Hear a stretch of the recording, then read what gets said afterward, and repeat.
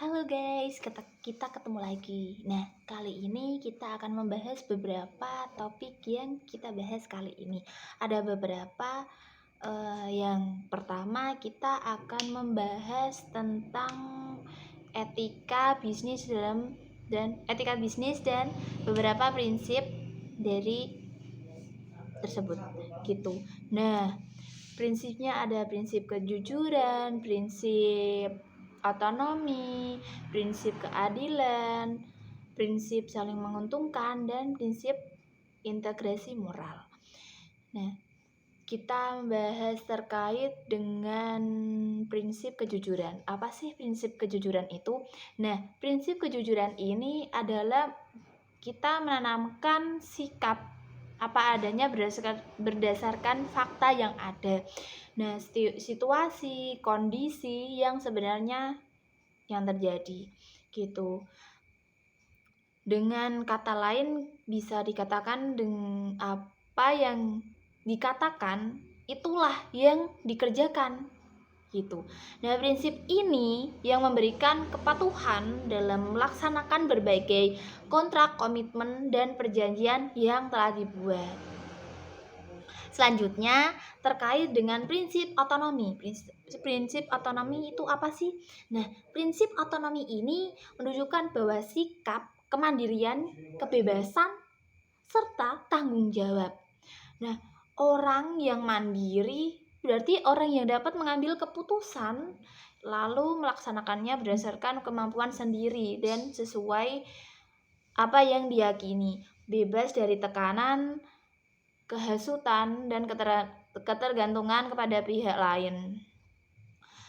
Nah, kita kan sudah membahas terkait dua prinsip. Prinsip selanjutnya ada prinsip saling menguntungkan. Prinsip saling menguntungkan ini ya dari kata-kata saling menguntungkan ya. Berarti tidak merugikan satu sama lainnya gitu. Prinsip ini menguntungkan, menanamkan dalam kesadaran untuk saling memberi keuntungan itu antara satu sama lainnya. Artinya dalam setiap tindakan bisnis harus diusahakan supaya semua pihak merasa diuntungkan, tidak ada yang dirugikan. Prinsip selanjutnya ada prinsip keadilan. Prinsip keadilan itu apa sih, Kak? Prinsip keadilan ini menanamkan rasa sikap adil. Kalau tadi saling menguntungkan itu kan tidak ada yang dirugikan. Nah, ketika prinsip keadilan ini adil antar satu sama lainnya, tidak ada kecurangan gitu. Nah, adil dalam apa? Adil terhadap semua pihak yang tidak membeda-bedakan dari segala aspek seperti aspek dari ekonomi, hukum, maupun yang lain sebagainya. Prinsip yang terakhir ada prinsip integritas moral. Nah, prinsip integritas moral ini prinsip yang tidak merugikan orang lain dalam mengambil keputusan dan tindakan bisnis. Prinsip ini dilandasi dengan kesadaran bahwa setiap orang harus dihormati sebagaimana manusia yang ada gitu. Nah, kita kan sudah membahas terkait prinsip-prinsip dalam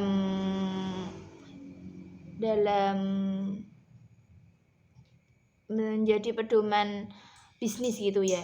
Nah, tadi ada 5 prinsip saya mengambil dari Sonny Craft 1998 dari 5 prinsip tersebut gitu.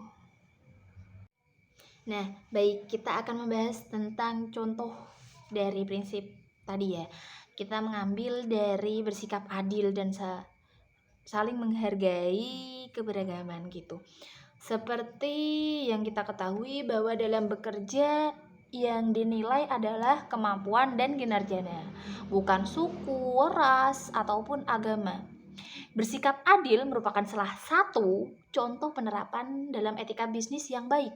Misalnya memberikan kesempatan yang sama kepada setiap orang yang dipekerjakan ataupun mendapatkan kesempatan untuk kenaikan pangkat gitu. Itu dalam contoh keadilan dan bersikap adil dan saling dan menghargai keberagaman gitu. Kali ini kita akan membahas tentang hubungan konsumen dan perusahaan. Dalam sebuah bisnis, konsumen dianggap sebagai raja, sehingga pelayanan sangat diutamakan. Jangan sampai mengecewakan para konsumen. Dampaknya mungkin tidak begitu terasa ya di awal, tetapi pasti akan berpengaruh di masa depan. Apalagi jika menginginkan bisnis berjalan dalam jangka panjang. Untuk kasus yang paling ringan, konsumen yang merasa tidak puas hanya diam dan tidak datang lagi ke toko kita. Cuma datang coba-coba saja gitu ya. Namun jika konsumen tersebut membicarakan hal-hal yang buruk mengenai toko kita dan semua para owner. Nah, dengan ini semakin menyebar mulut ke mulut.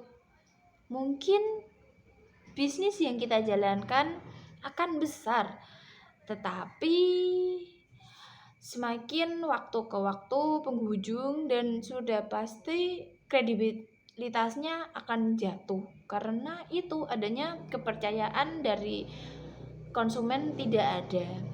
Nah, oleh sebab itu, salah satu hal yang harus diprioritaskan dalam dunia bisnis adalah menjaga hubungan baik antar konsumen dengan para owner atau produsen gitu. Sehingga semakin meningkatkan kemungkinan bagi kita untuk mendapatkan konsumen yang loyalitas.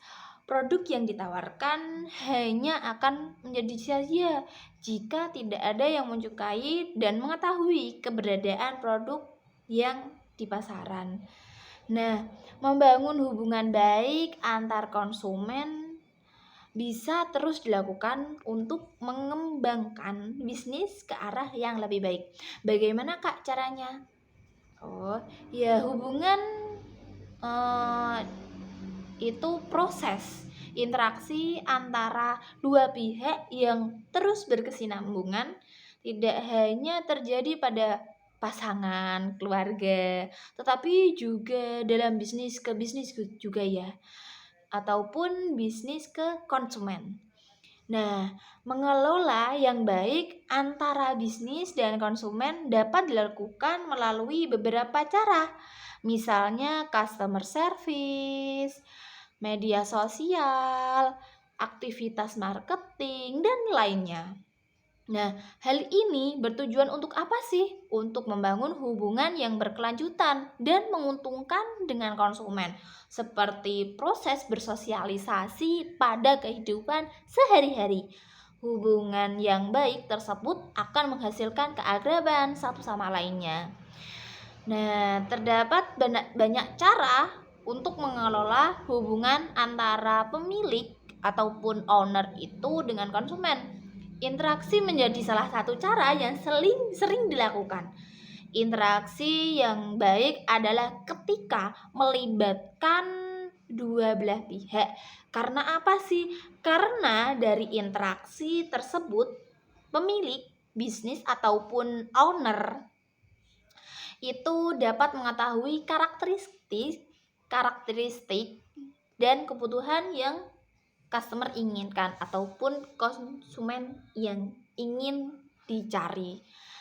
Nah, ini mengelola hubungan biasanya diwakili oleh para staf marketing untuk menggait para konsumen. Ataupun itu, namun tidak menutup kemungkinan dapat dilakukan oleh bagian lain, tidak pada staf marketing saja.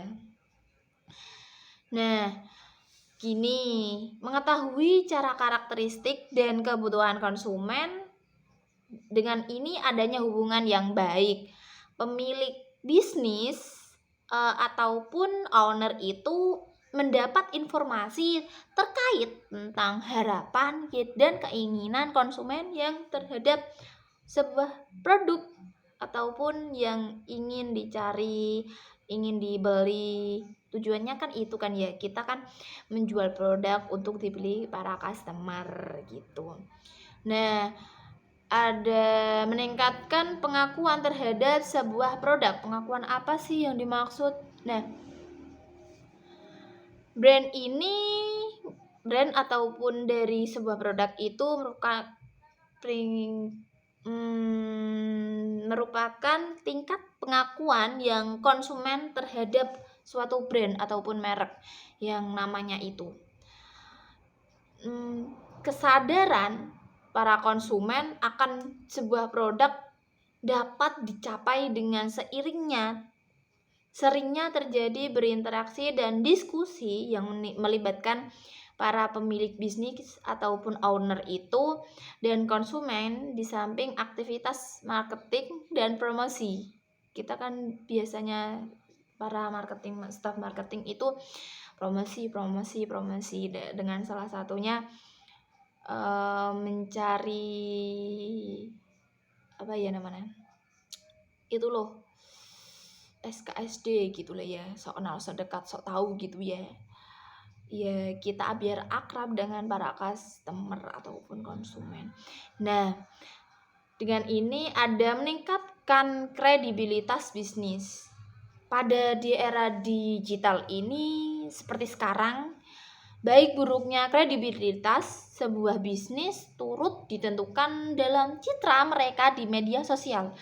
Nah, ada banyak kasus di mana citra perusahaan menjadi sangat buruk karena hubungan antara perusahaan dengan konsumen yang tidak dikelola dengan baik. Oleh sebab itu, jangan dijadikan konsumen hanya sebagai sumber pemasukan saja, melainkan juga pihak yang memberikan kepercayaan pada produk. Karena apa sih? Karena keakraban yang terjalin turut memengaruhi persepsi, keyakinan, opini, dan sikap dari konsumen kepada bisnis kita gitu. Oke, kita akan membahas tentang pelayanan. Pelayanan yang baik itu seperti apa sih? Ataupun pelayanan yang bertanggung jawab. Gini, pelayanan yang baik pada konsumen itu yang baik, ramah gitu ya. Karena apa sih? Karena si konsumen adalah raja. Nah, kita itu para konsumen akan merasa puas ketika dilayani dengan baik.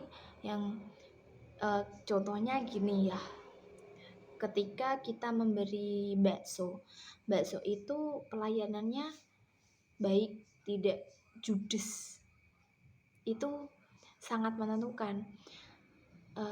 Seperti halnya contoh langsung, adik saya gini, dia rela pergi ke desa sebelah untuk beli bakso tersebut. Karena apa sih? Pelayanan yang baik tentunya. Karena di desanya sendiri itu pelayanannya ya nggak enak dilihat. Karena itu kita sebagai pelaku bisnis ataupun owner itu sebaiknya memberikan pelayanan yang baik terhadap konsumen yang bertanggung jawab gitu ya. Perlindungan terhadap konsumen ini adalah setiap orang yang memakai barang ataupun jasa yang tersedia dalam masyarakat, baik kepentingan untuk sendiri, keluarga ataupun orang lain maupun untuk makhluk hidup lainnya gitu, dan tidak untuk diperdagangkan. Ketika diperdagangkan, dia itu tidak disebut dengan konsumen, melainkan bisa disebut dengan mitra gitu ya. Nah, kita dapat bicara terkait bersifat dalam segala transaksi jual beli secara langsung maupun online di era digital ini, seperti yang kini marak gitu ya. Nah, walaupun transaksi melalui tatap muka ataupun secara digital, kita itu harus mengetahui dan menerapkan terhadap tadi ya perlindungan konsumen. Nah, perlindungan konsumen ini apa sih Kak? Kenapa kok konsumen harus dilindungi? Karena perlindungan konsumen ini adalah keseluruhan dalam peraturan hukum yang mengatur hak dan kewajiban konsumen dan produsen yang timbul dalam usahanya untuk memenuhi kebutuhan yang mengatur supaya upaya-upaya semua itu untuk menjamin terwujudnya perlindungan hukum terhadap kepentingan konsumen. Nah, hal ini dapat kita bersifat dalam segala transaksi jual beli, langsung maupun tidak langsung gitu ya, ataupun bisa dikatakan secara online digital. Apa sih Kak hak konsumen? Nah, hak konsumen ada hak dalam memilih barang. Hak dalam memilih barang ini konsumen itu berhak penuh dalam memilih barang yang nantinya akan digunakan ataupun dikonsumsi sendiri. Nah, tidak ada yang berhak mengatur sekalipun produsen yang bersangkutan. Begitu juga hak dalam meneliti kualitas barang yang hendak dibeli ataupun dikonsumsi pada nantinya. Selain hak dalam memilih barang, ada hak mendapat kompensasi dan ganti rugi. Para konsumen ini berhak untuk mendapatkan kompensasi maupun ganti rugi atas kerugian yang diterimanya dalam sebuah transaksi jual beli yang dilakukan.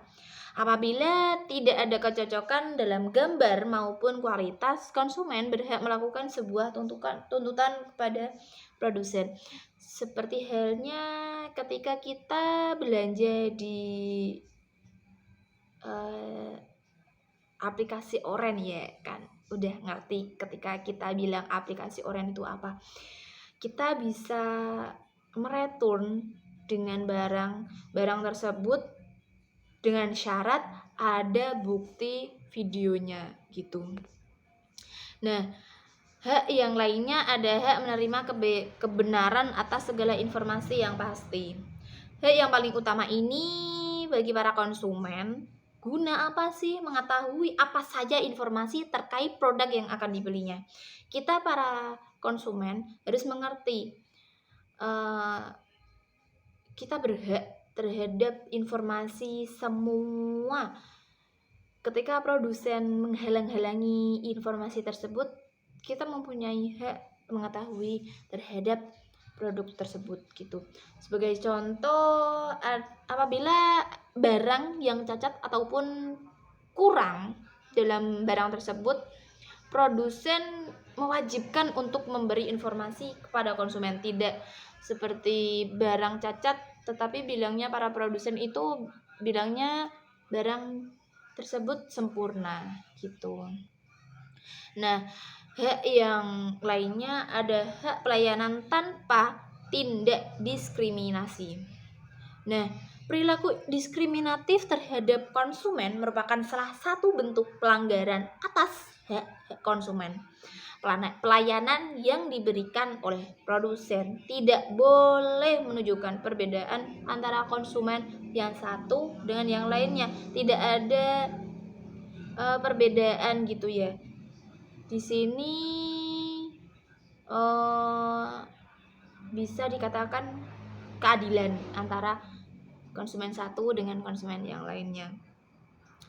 Nah, kenapa sih Kak kok adanya perlindungan terhadap konsumen? Dengan ini para konsumen dibutuhkan untuk menciptakan rasa aman bagi para konsumen dalam melengkapi kebutuhan hidup. Nah, kebutuhan perlindungan konsumen juga harus bersifat tidak berat sebelah ataupun harus adil. Nah, landasan perlindungan konsumen sebagai landasan penetapan hukum asas perlindungan konsumen. Nah, ini diatur dalam pasal 2 UU PK 8 1999 gitu ya. Isinya apa sih Kak? Nah, isinya itu ada asas manfaat, asas keadilan, asas keseimbangan, asas keamanan dan keselamatan, asas kepastian dan hukum gitu. Kalau asas manfaat ini konsumen ini maupun pelaku usaha berhak memperoleh manfaat yang diberikan. Tidak boleh bersifat salah satu dari kedua belah pihak, sehingga tidak ada salah satu pihak yang merasa manfaat ataupun kerugian gitu. Nah, dari asas keadilan tadi, konsumen dan produsen pelaku usaha dapat berlaku adil dalam perolehan hak dan kewajiban secara seimbang ataupun merata, tidak dibedakan satu sama lainnya gitu ya. Gitu. Nah, asas keseimbangan ini seimbang antara hak dan kewajiban para konsumen dan produsen dengan mengacu pada peraturan hukum dan perlindungan konsumen. Asas keamanan dan keselamatan. Asas keamanan dan keselamatan ini sebuah jaminan hukum bahwa konsumen akan memperoleh apa sih? Memperoleh manfaat dari produk yang ingin dikonsumsi, ingin dipakai. Untuk itu, produk yang tidak akan mengganggu keselamatan jiwa dan harta bendanya. Asas kepastian hukum. Kepastian hukum ini sebuah pemberi pastian hukum bagi produsen maupun konsumen dalam mematuhi dan menjalankan peraturan hukum dengan apa sih yang menjadi hak dan kewajibannya. Dengan ini, hal yang membuat keputusan berkualitas ini bisa ada dua. Ada kontribusi terhadap peningkatan nilai organisasi dan individual. Bisa dikatakan dengan konsekuensinya ya. Dan yang kedua ada akurasi ataupun ketepatan antara prediksi dan realisasinya. Antara prediksi dan realisasinya, berarti pencapaian antara rencananya dan tujuannya gitu. Ada yang perlu diperhatikan dalam proses pengambilan keputusan ini. Yang satu, ada keadaan sebenarnya itu seperti apa sih? Nah, dalam keadaan sebenarnya ini kita kan bisa dilakukan dengan pengukuran hasil ya, ataupun tujuannya dulu, melihat benar tidaknya terlebih dahulu, menentukan hasil untuk mengukurnya. Dengan begitu kita bisa melihat prosesnya, kira-kira kita bisa mencapainya atau tidak ya gitu. Ketika kita sudah mengerti melihatnya, kita bisa disimpulkan itu masalahnya itu apa. Ketika sudah mengerti masalahnya, kita bisa menarik terkait alternatif solusi yang ada. Kita harus mempersiapkan solusi minimal ada 4 lah, A, B, C, D gitu ya. Ketika dari 4 solusi ini, kita harus mengambil solusi yang menurut kita solusi yang terbaik. Nah, dengan begitu ketika sudah diambil dari solusi yang terbaik ini, bisa dievaluasi, pelajari dahulu yang terbaik untuk keputusannya. Ketika sudah dipelajari, kita bisa memilih alternatif yang terbaik, menerapkan keputusan ini. Nah, keputusan yang baik ataupun efektif untuk implementasinya. Nah, setelah itu ada pengujian terhadap perilaku orang terhadap keputusan itu. Ada perilaku orang kan ya beda-beda gitu ya. Setelah itu pengendalian dan evaluasi. Pengendalian ini pengendalian terhadap objeknya. faktor yang mempengaruhi terhadap pengambilan keputusan ada beberapa faktor kan ya. Salah satunya ada gender. Kenapa sih gender kok jadi faktor dalam menentukan keputusan? Karena ini bisa dikatakan pria dan wanita kan ya berbeda. Terlebih pada pria biasanya terkait dengan logisnya. Nah, perempuan itu biasanya dengan hati, masih memikirkan dan masukkan ke hati, biasanya seperti itu. Dengan ini ada selain gender, filosofi. Filosofi ini itu menganut dalam pola pikir ataupun dasar yang para pengambil keputusan itu yang dimengerti. Nah, ada edukasi. Edukasi ini tingkat pendidikan yang mempengaruhi kualitas pengambilan keputusan yang diambil. Ketika ada orang yang mengambil keputusan, seperti halnya dia lulusan SLTA itu biasanya dan S1 itu biasanya berbeda. Karena apa sih? Karena para yang saya lihat lulusan sarjana itu biasanya memikirkan, menimbang bagaimana efeknya ke depannya gitu ya. Sudah ada perbedaan dari lulusan SLTA dengan sarjana gitu. Nah, dengan ini ada faktor mempengaruhi melalui pengalaman. Dengan ini siap aja tanpa memiliki pengalaman, hasilnya juga berbeda. Setiap orang memiliki pengalaman yang berbeda. Dengan ini pengalaman yang banyak akan mempengaruhi terhadap pengambilan keputusannya itu. Dengan ini ada salah satunya dengan umur. Umur itu bisa karena apa sih kok bisa mempengaruhi? Karena semakin kematangan dalam umur akan berpikirnya lebih matang gitu ya, lebih baik dan lebih ke depannya bagaimana. Dengan prinsip-prinsip tadi, prinsip dari GCG ini ada 5. Ada transparansi, accountability, ada responsibility, independensi, dan fairness gitu.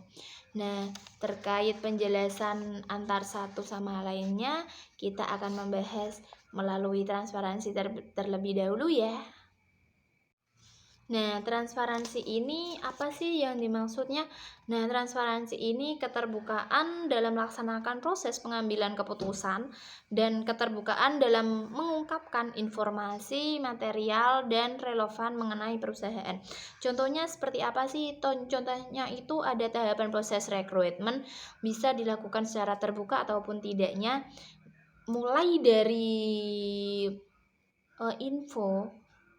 info terkait open recruitment sampai pengumuman hasil yang diterima pada perusahaan tersebut. Nah, ada yang kedua itu accountability. Accountability ini kejelasan fungsi pelaksanaan sehingga pengelolaan perusahaan terlaksana secara efektif. Contohnya itu apa sih? Staf bagian akuntansi melakukan pembukuan atas setiap transaksi yang berlangsung ini.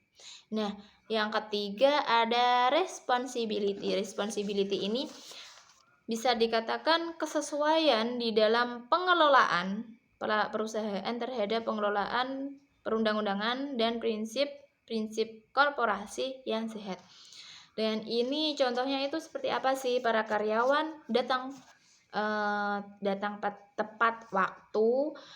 Nah, datang tepat waktu itu langsung mengerjakan pekerjaan sesuai dengan tupoksinya ataupun tidak yang diperintahkan para manajer dan diselesaikan sesuai dengan deadline yang diberikan, tidak molor-molor gitu ya, diberikannya sampai diberi deadline jam 10 malah jam 2 baru selesai. Itu kan tidak baik gitu ya. Yang keempat ada independensi, perusahaan yang dikelola secara profesional tanpa benturan dan pengaruh ataupun tekanan dari pihak manapun. Dengan ini contohnya seperti apa sih? Para karyawan kan biasanya memiliki bisnis tambahan. Dengan ini bisa dia itu sebagai faktor calon pemasok ataupun tidaknya gitu ya. Yang terakhir ada fairness. Fairness ini keadilan dan kesetaraan di dalam memenuhi hak-hak stakeholder. Contohnya itu seperti kesempatan yang sama pada semua karyawan terhadap naik jabatan, karena semua ini mendapat dari prinsip tadi ya, prinsip keadilan. Semua mempunyai peluang terhadap naik jabatan, seperti halnya gini, yaitu karyawan ingin naik staf bagian keuangan gitu ya. Semua karyawan bisa dan mempunyai peluang terhadap staf tersebut. Terkait dengan CSR. Nah, dengan ini tren bisnis yang sedang berkembang, CSR ataupun Corporate Social Responsibility menjadi isu yang seringkali diperdebatkan oleh berbagai kalangan. Salah satu isu yang seringkali diperdebatkan khususnya di Indonesia adalah perdebatan definisi dan praktik ideal terkait CSR itu. Dalam dunia bisnis, konsep CSR bukan hal yang baru. Beberapa perusahaan telah melaksanakan sebagai suatu tindakan sukarela dalam konteks pelaksanaan etika bisnis. Berkaitan dengan penerapan prinsip-prinsip etika dalam bisnis, menyangkut persoalan moralitas dari suatu keputusan dan aktivitasnya. Pelaksanaan hal ini telah menimbulkan pro dan kontra di berbagai kalangan, terutama di kalangan bisnis. Bahkan perdebatan ini pun sudah masuk ke ranah kebijakan gitu ya.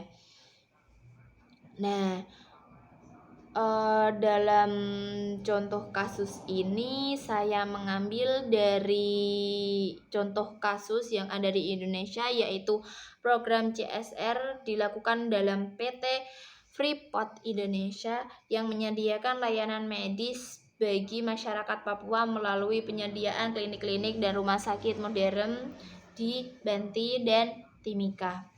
Selain itu, perusahaan ini menyediakan bantuan dan dana pendidikan bagi para pelajar Papua dan melakukan pengembangan program wirausahaan seperti di Komoro dan Timika.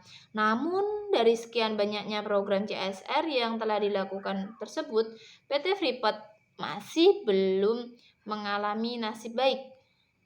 Betapa tidak, PT Freeport Indonesia yang telah beroperasi sejak tahun 1969, sudah lama sekali ya, sampai saat ini tidak lepas dari konflik berkepanjangan dengan masyarakat lokal, baik berkaitan dengan tanah ulayat, pelanggaran adat, maupun kesenjangan sosial dan ekonomi yang terjadi. Nah, CSR membutuhkan landasan yang kuat. Untuk apa sih? Untuk mengimplementasikannya. Karena tanpa landasan yang kuat, maka akan sulit diharapkan membawa dampak positif bagi masyarakat. CSR memiliki pilar-pilar yang mendasari pelaksanaannya. Ada 5 pilar, ada building, strengthening, ada assessing social gitu ya, ada encouraging good governance, dan ada yang terakhir itu upaya menjaga kelestarian lingkungan.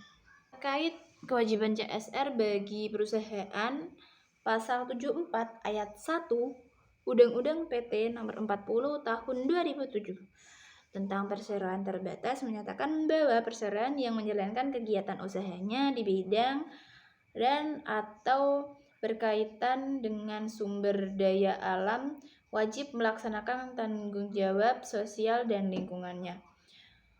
Terkait anggaran CSR, ayat 2 Undang-Undang PT menyatakan bahwa tanggung jawab sosial dan lingkungan merupakan kewajiban perseroan yang dianggarkan dan diperhitungkan sebagai biaya perseroan yang pelaksanaannya dilakukan dengan memerhatikan peraturan dan kewajiban.